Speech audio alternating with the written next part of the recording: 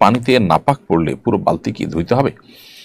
বালতির পানিতে যদি নাপাক পড়ে তাহলে তো পানি এবং বালতি দুইটাই নাপাক হয়ে গেল। বিধায় পানি ফেলে দিবেন এবং বালতিও 3 বার সুন্দর করে ধুয়ে পানি ফেলে দিবেন, ইনশাআল্লাহ তাতে পাক হয়ে যাবে।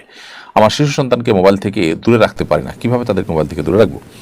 আপনার শিশু সন্তানকে মোবাইল থেকে দূরে রাখবার জন্য বেশ কয়েকটি কার্যকরী উপায় রয়েছে। এর ভিতরে একটা হলো তাকে ফিজিক্যাল এক্সারসাইজ এবং শারীরিক যে কসরতগুলো আছে, খেলাধুলা আছে, সেগুলোর সুযোগ আপনি দিতে হবে বেশি বেশি করে। নিজে তাদেরকে সময় দিতে হবে।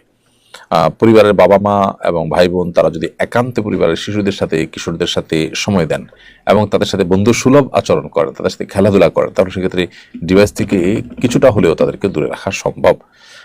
বিধায় শিশু হলেও শিশুকে আপনি সময় দিন এবং নিজে তার সামনে তার পেছনে মোবাইল টিপাটিপি করা বা অন্য যারা টিপাটিপি করে তাদের সাথে তাদের মেলামেশা করানো, এই কাজগুলো যদি আপনি বন্ধ করতে পারেন তাহলে সেক্ষেত্রে আশা করা যাবে যে সন্তান মোবাইল এর যে আসক্তি আছে এডিকশন, সেটা থেকে বেঁচে থাকতে পারবে। এরপর রুবাইয়াত বিনতে আয়েশা আপনি লিখেছেন, 4 রাকাত বিশিষ্ট সালাতে প্রথম রাকাতে সূরা ফাতিহা শুরুতে আউযুবিল্লাহ সহ বিসমিল্লাহ পড়ি, পরের 3 রাকাতেও কি আউযুবিল্লাহ সহ বিসমিল্লাহ পড়তে হবে নাকি শুধু বিসমিল্লাহ পড়লেই হবে? আপনি প্রত্যেক রাতের শুরুতেই আউযুবিল্লাহ এবং বিসমিল্লাহ দুইটা পড়ে তারপর সূরা পাঠ করা শুরু করবেন। এরপর ইয়াসিন আহমদ লিখেছেন, রক্তদান করার জন্য মায়ের অনুমতি নেওয়া কি জরুরি? মা যদি অনুমতি না দেন তাহলে কি রক্তদান করা যাবে? ভাই ইয়াসিন, রক্তদানের জন্য মায়ের অনুমতি নেওয়া দরকার নেই।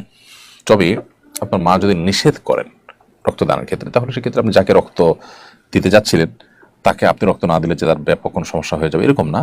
এই পর্যায়ে যদি হয় তাহলে আপনি এখানে রক্ত দিবেন না, কারণ মায়ের নির্দেশ পালন করা তো আপনার জন্য অধিকতর গুরুত্বপূর্ণ।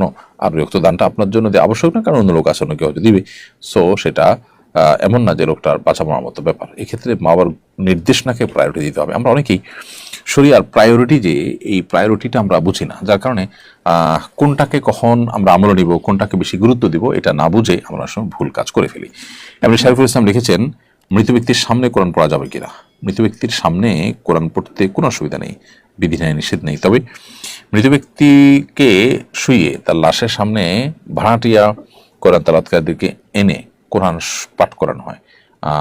হয়তো মনে করা হয় যে এটা তিনি শুনতে পান, এটা তার কোনো উপকারে আসবে এবং তার সম্পদ থেকে বা তার আত্মীয় স্বজন লোকজনকে কোরআন কারিমে তেলাওয়াতের উদ্যোগ নিয়ে তার উপকার করছেন, এরকমটি মনে হতে পারে। মূলত কোরআন কারিমের তেলাওয়াত যিনি করবেন তিনি পাবেন। আল্লাহ বলেছেন, লাইসাল ইনসান ইল্লা মা সা, মানুষ তাই পাবে যা সে চেষ্টা করেছে। অতএব মৃত ব্যক্তি তার লাশের কাছে কোরআন তেলাওয়াত করার কোনো অর্থ নেই, বরং তার জীবদ্দশা তাকে কোরআন শোনানো গেলে সেটা ভালো হতো, কোরআনের দিকে আহ্বান করা গেলে সেটা ভালো হতো।